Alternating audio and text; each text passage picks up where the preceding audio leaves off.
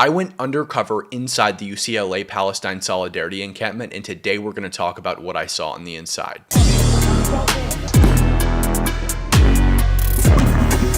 I'm being physically removed. Get out.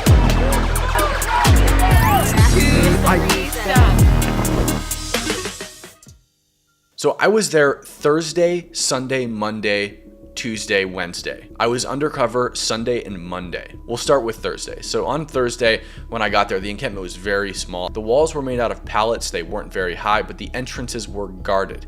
I jumped the gates several times because if I approached the actual entrances to the encampment, the protesters would surround me, they would block my entrance, and if I tried to get around them, they would assault me. I was assaulted on this campus in the past week more times than I can count. The people inside of the encampment were also specifically instructed not to speak to anybody outside of the camp about the issue that they were there protesting. They had designated press liaisons who would speak to the media, so I went to the media check-in and asked them if I could speak with a press liaison. They told me yes, and the liaison came over. She was just about to speak to me when a handler came up to her, whispered something in her ear. They both walked away, and then the rest of the protesters blocked my camera with their keffiyehs.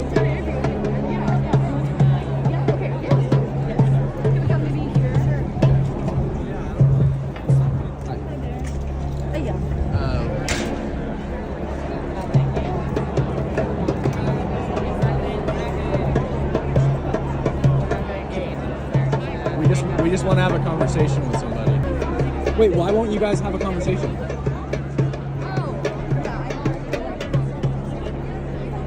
Over the course of the weekend, I was in Georgia, so I didn't get back until Sunday. When I got back Sunday, the camp had been incredibly expanded.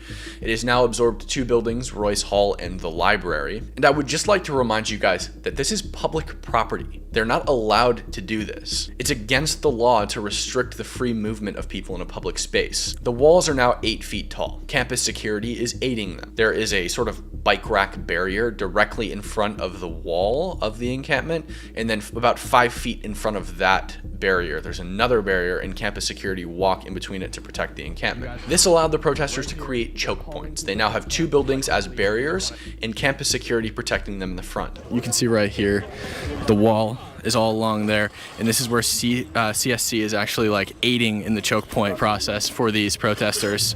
Not only is the university sanctioning all of this, and you guys have seen my Twitter and the pictures I've taken, it is trash in there. It is trash in there. There is graffiti everywhere. That building, Royce Hall, is over 100 years old and it's completely defaced. I'll show that footage here as B-roll. And these CSC officers right here are aiding in the process. These choke points functioned as checkpoints. They could vet who goes in and out of the camp very, very effectively. This is one of the 2 checkpoints that exist for this encampment. It's guarded. Are you guys 24/7 guard? I'm just curious. Are you guys guarded 24/7? Okay, so they're guarded 24/7. It appears, I would guess. One of 2 checkpoints. Nobody's allowed in or out unless they know somebody on the inside. And when you know somebody on the inside, they come out and vouch for you and you get a bracelet, but you can also buy them at Staples. So this is part of one of the buildings that I guess they have blocked off and aren't allowing people to enter into. If you see over there, that's kind of a catwalk that goes into the encampment there. And they have this all boarded off right here. They're just not letting people in, so I'm not allowed in. I don't know why.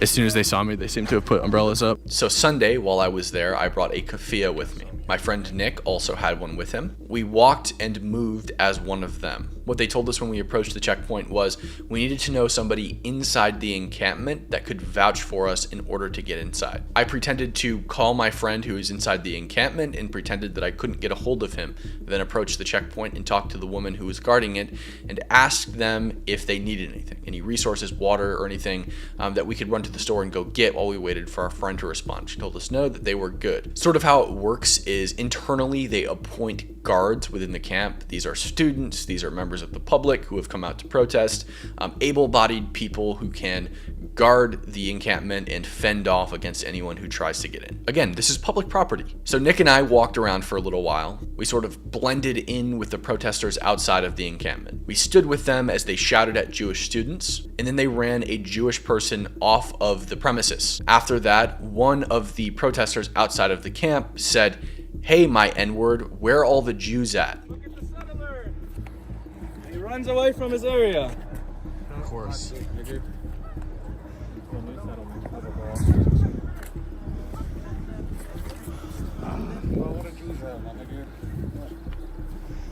You can be in our land as much as you want, but it's not yours, buddy. That's why you're walking away. Clearly looking for Jews to antagonize. Nick and I walked around a little bit more, and I spotted a wristband crumpled up inside of the garbage on the top. And I was like, that's what we need. We need to find out where to get those. Nick picked the wristband out of the garbage. He uncrumpled it and put it on his wrist. He told me he was going to try to gain entry with that wristband. At this point, we're unclear. It's unclear to us what the security looks like. It's unclear if they still check you if you have a wristband or if you just get to walk right in. Nick walked right in. He was texting me the whole time. We decided which checkpoint I would attempt to gain entry to. I chose the one where I knew there was a guard that didn't know me. A lot of the people inside of the camp, especially the guards, knew who I was. They were familiar with me. And earlier that day when I tried to gain access as a journalist, they pointed at me and said, "Do not let that guy in." Wait here. Apparently he claims to be media. Oh, no, he's talking to her. Yeah, I don't think we're going to miss. No, Yeah. there's no talking to media. Yeah. So Journalists aren't allowed inside? Why not? Are you afraid of them? you could get out. Are you He's afraid of recording. journalists? Get out. Don't grab my mic. Get out. Get out. So I chose the opposite checkpoint. Nick came to the guard station. He vouched for me. They gave me a wristband and they let me in. I documented everything. The second most common symbol inside of this encampment that was graffitied on the walls, sidewalks, etc., aside from the Palestinian flag, was the communist hammer and sickle. This place was loaded with communist symbolism. The third most common was calls for intifada, revolution against Jewish people. I saw signs that said, "Down with the West," Uncle Sam with his eyes gouged out, "Fuck UCLA," calls for anarchy, riot, ACAB, fuck the police. They chanted intifada.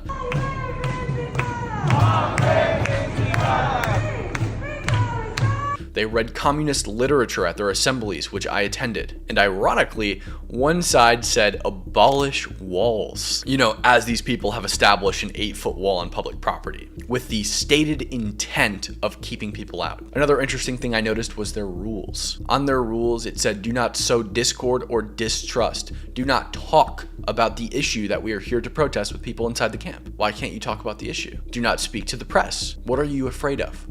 Wear masks at all times to protect against COVID-19.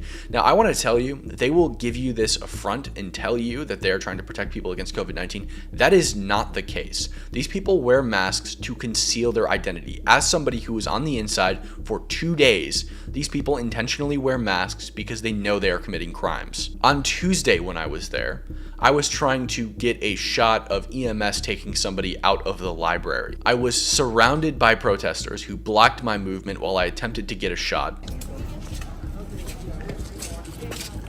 Yo, what are you doing?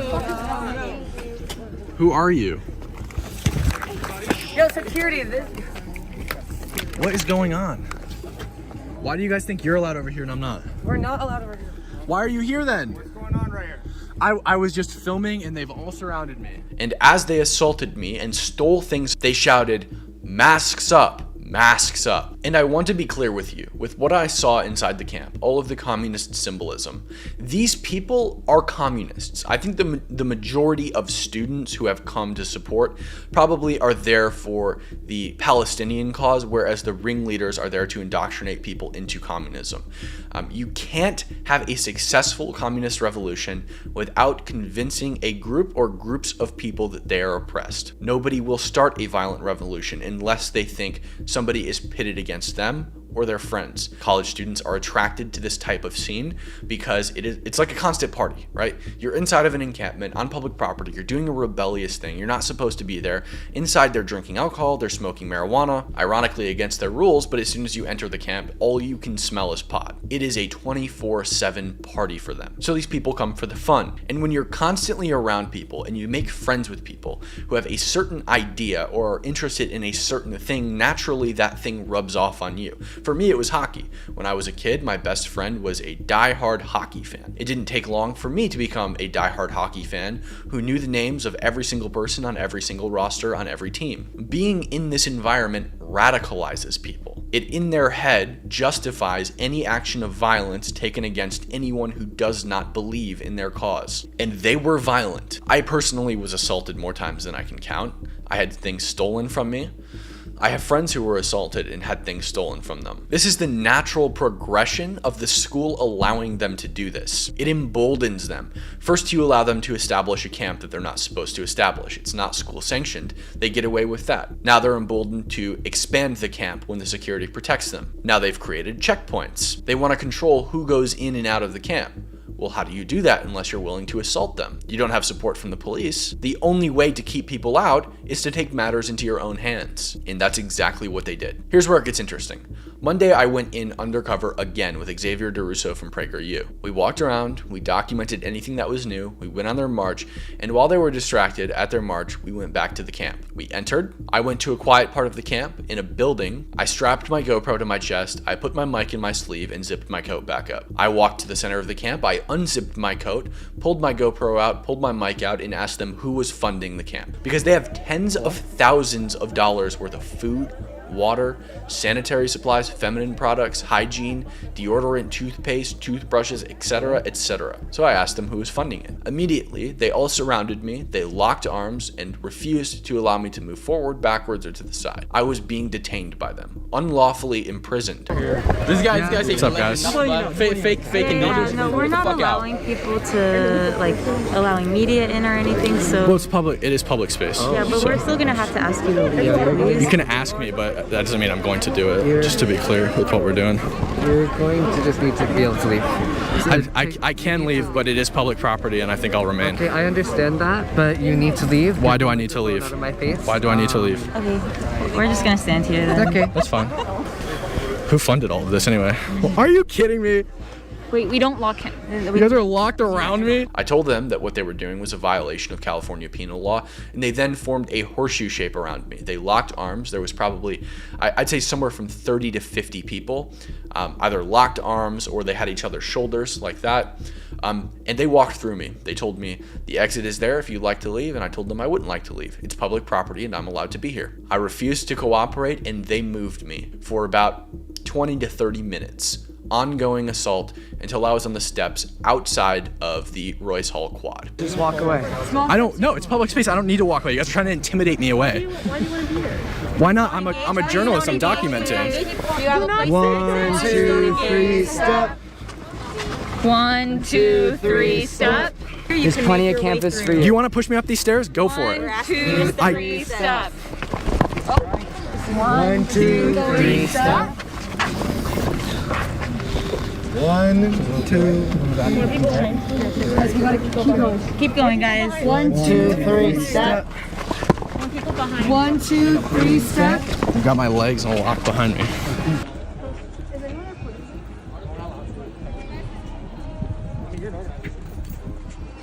But I don't know if I should record or not. I don't know, it's just an announcement. Don't take videos of this. Oh, I'm done. I No, did it don't first. take videos of No, it. I'm done. What do you mean? Huh? What do you mean? Like they told me and I stopped. Okay. Yeah, I did that. Did you delete it? I did. Okay, I we did. should. Okay. It was just Snapchat. They would have pushed me down that grand brick staircase if CSC security had not ran up the stairs and intervened. Tuesday, I went back again with Anthony Cabasso this time. As I said, I was assaulted while I tried to film somebody who was being given EMS. There was also an arrest happening inside the encampment, and we were sort of at the back side. So the encampment takes over the front of the library, and we were at the back of the library near one of the checkpoints trying to figure out what was going on. Somebody had just been arrested atop the scaffolding. I forgot to mention there's a construction site inside of the encampment. The library was under construction. And so there's a huge 3-story scaffolding, Palestinian flag at the top. Somebody had presumably done something illegal inside of the encampment, and UCPD had chased them up the scaffolding. They latched themselves onto the sort of poles at the top of the scaffolding, and police had to pry them off, arrest them, and take them downstairs, where the protesters then swarmed the bottom of the construction site, waiting for police to come down. So I was really trying to figure out what was going on. I'm in their Telegram chat, and they're calling for like all bodies to come to the encampment and defend against the police. There's like 2 officers inside the camp. And so we're just trying to figure out what's going on, gather knowledge, document. They surround me immediately. They begin assaulting me. They begin taking things off of my vest. I had sort of like a GoPro harness, portable charger tucked into where my GoPro is, an adapter for audio hanging off the side. They ripped that off. They took my portable charger. I believe that fell off and somebody grabbed it from beneath. Actually, the portable charger was Anthony's. He had lent it to me. So that really sucked. Then Anthony and I moved. We went around to the front of the encampment. There was another journalist up there with a camera. They let that person right in.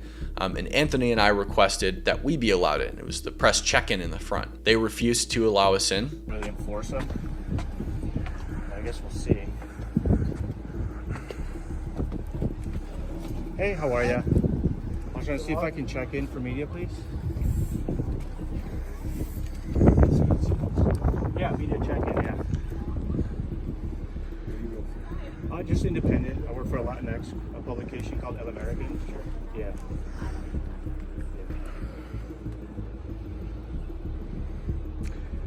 And there it goes.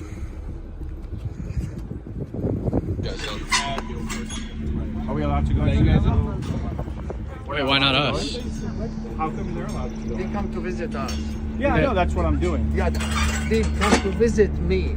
As me. But you just said us. Yeah, they can't use the camera. Well, I want to visit some of the students just to share their stories. If you know someone, Yeah. call him, let him provide you. You're welcome. And so we got up on the sort of concrete railings of the quad, and we jumped in, or Anthony did. I stood on the railing. Anthony was immediately surrounded and assaulted for about 10 minutes, and I filmed the whole thing. Stop pushing me! Stop pushing me! You're restricting my movement right now. This is false incarceration. This is false incarceration. I'm allowed to be in here. I'm a journalist, credentialed. Okay, this is public property. Oh, hey, lock arms. Oh, here we go. Well, this is what they do to media. You guys saw that earlier. They let media in there. That's one of the guys, and they allowed them because they said they're part of it. So apparently, no free press here exists. We don't allow aggressive media. No, you're not. I can't leave. I'm not allowed to leave. I can't leave. Why can't I leave? You're not gonna let me? Let me leave, dude. We're gonna make a pass. Go ahead. Why were you trying to prevent me from leaving? Huh? You're pushing me on a ledge. If I fall, you're going to jail. Dude, okay, let's be honest right now. Where the f do you think I'm gonna go? There's a barricade behind you. Let's go, bro. Shift.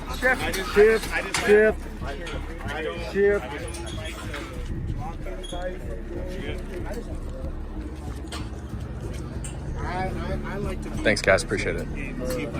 Are you guys even 18? Look at you. Sorry. Okay, wait. Can you wait till I'm all the way out? I'm not coming back. They came very, very close to pushing me off of the railing.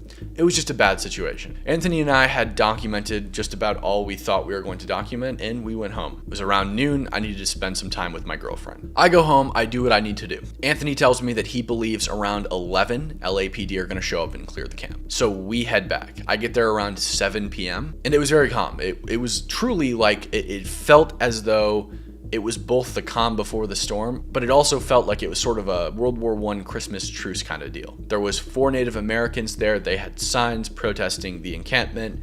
They were playing the national anthem, the Pledge of Allegiance, etc., etc. And the protesters on the other side were actually like dancing to the music and stuff. There was banter back and forth. It wasn't friendly banter, but it wasn't unfriendly banter. It was the most cordial I've seen the two groups together. But they were also at some points insulting the Native Americans, saying that their earrings were cheap, etc., etc. I noticed that more people started to flood in as the night went on. I continued to hear that the LAPD were coming at 11 p.m. And then I started to hear as it got closer to 11 p.m. that if the LAPD didn't show up, they were going to take the camp, the counter-protesters. And I want to be clear, many of them were Jewish, but also many of them were Armenian and white. And the common sentiment I heard among them was, we can't allow this to happen. Somebody was assaulted brutally earlier today outside of one of the checkpoints. I believe it was a woman, after I had left already. And that if the administration and the police didn't do something about it, if they didn't stop the assaults and the illegal activity, that they would do something about it. They would take that camp down. 11 p.m., people with masks flooded in. Almost on the dot, the camp was sieged. An absolute riot broke out. The barricades that I spoke about earlier were completely ripped away. A medic station was set up in the middle of the quad, and the best way that I can describe this situation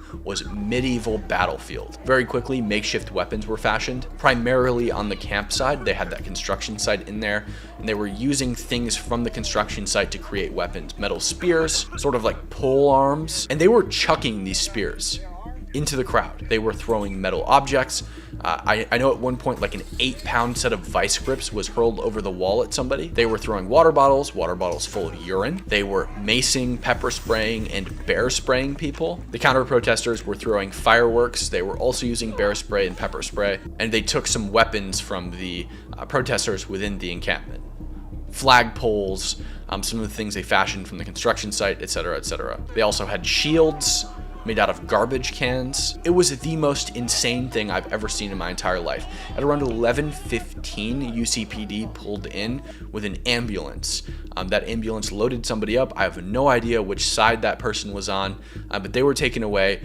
Protesters pleaded with UCPD while they were there. They have weapons in there. People are going to get hurt, etc., etc. And people did get hurt really badly.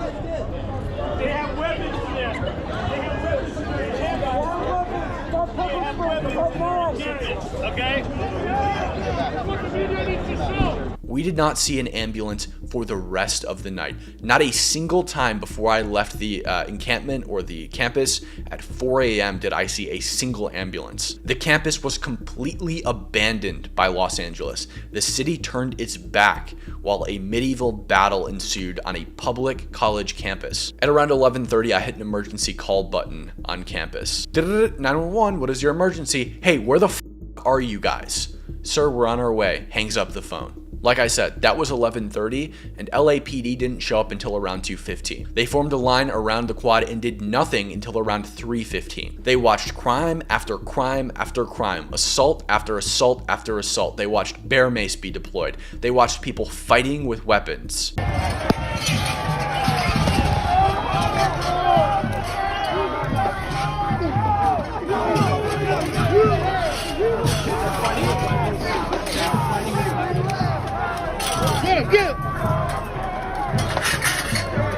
The LAPD are back there and doing nothing.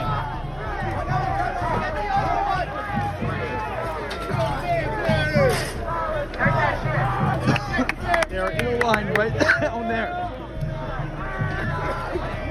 And they stood there and they did nothing. At 3:15, they cleared the quad. They swept all of the counter-protesters out and did nothing to the camp. They left it. I spoke to a California Highway Patrol sergeant before I left, and he told me that they had no intention of clearing the camp that night, and so I left. The next day, I did not go back. I think I said earlier that I went back on Wednesday. It was actually Thursday. So Wednesday is when the camp got cleared by the LAPD and CHP. In their Telegram group chat, the Palestinian Solidarity Encampment talked about how they were going to push back the police. They established zones and a tactic. So the tactic essentially consisted of locking arms, repelling the police, putting cones over tear gas canisters. But what's interesting is there was sort of lines to this, right? They had different lines of people who would be fighting, white people on the outside and brown people on the inside. So they specifically said, basically, that if you're a white person, a woke white person who believes in this cause, you're just going to be cannon fodder on the front lines based on your race, first in line for an arrest if you want to be here. The most absurd thing I've ever seen in my entire life. And they held off the police for quite a while, but ultimately they prevailed. When I went back on Thursday, the place was an absolute disaster. Completely destroyed, garbage everywhere. It looked like a landfill. There were still protesters around cleaning up. One of them actually freaked out on me because I was filming their mess. She got mad at me. Don't film people's faces. Don't film people's faces. She's wearing a mask.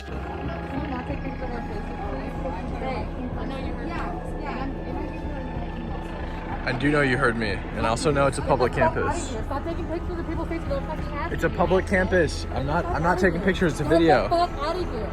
Get the fuck out of here. It's a public campus. I'm just documenting your mess. You can ask me all you like. And I'm like, it's a public campus. You guys should have learned this by now. You just got raided by the police last night. You have no authority to tell me what I can and cannot do here. I'm filming up your mess. So that's the story, guys.